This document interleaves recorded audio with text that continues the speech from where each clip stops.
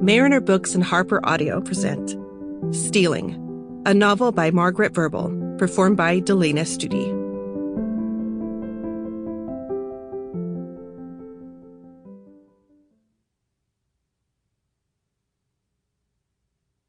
For my cousin Leisha, with love. 1. I thought the cabin was still empty until I saw the red rooster out in the road. He was really flame orange, but people call those roosters red, and he had a big, bright green feather curling over the top of his tail. I had on my sneakers and was walking in a smooth gully the rain had created.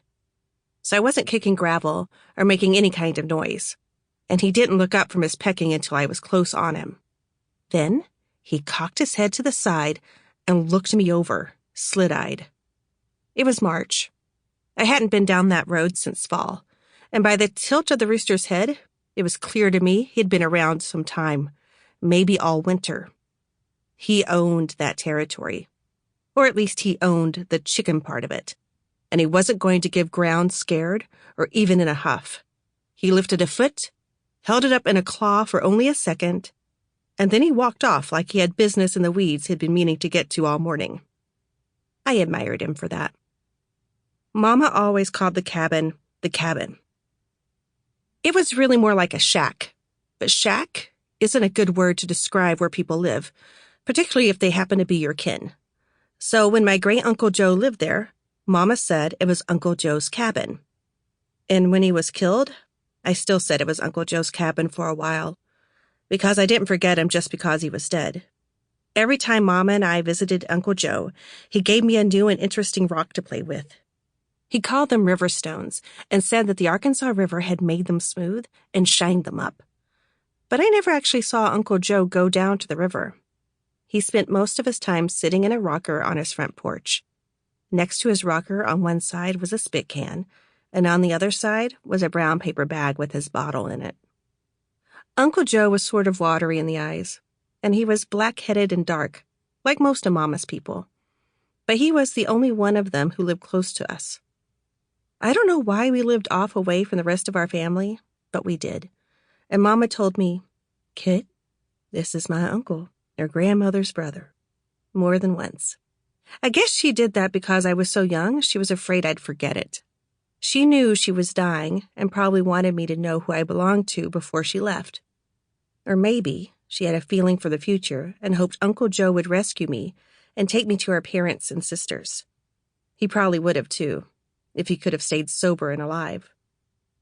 The rooster wasn't the only new sign of life at the cabin, just the first. Him being out in the road. When I got closer, I could tell somebody was living in there. The door was open, its hole covered only by a screen with a tear in it, and I heard a noise from inside. It was somebody humming. I craned my neck as I walked past, thinking maybe I could see who'd moved in there. But I couldn't see anything except the outline of a refrigerator inside the door and exactly the spot Uncle Joe had kept his refrigerator in. So there was only the humming and the refrigerator. And then, past the cabin in the ruts of the lane forking off to the east, some chickens and a couple of black and white spotted guineas. One of the guineas was large and one bitty, and both of them screamed. They were for the snakes, and they told me that whoever had moved into the cabin knew what they were doing, because it was definitely not safe to be out and around in the summer without some warning system for snakes.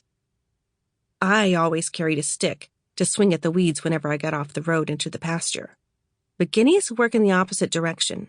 They warn people about snakes, whereas sticks warn snakes about people. I kept thinking maybe I'd run into a dog, too. It's unusual for anybody to live out in the country and not have one. But a dog didn't turn up. And I walked on down the ruts wondering who was in the cabin behind me and not really wanting to go fishing at all. But fishing was what I'd set out to do. And fishing is what I did. Not that it did me any good on that particular day. I only got nibbles and one tiny perch that I threw back because he was too small to make a meal by himself. But I may have cut the fishing a little short out of curiosity. Not much happens out in the country, and you don't want to miss anything when... Sample complete. Ready to continue?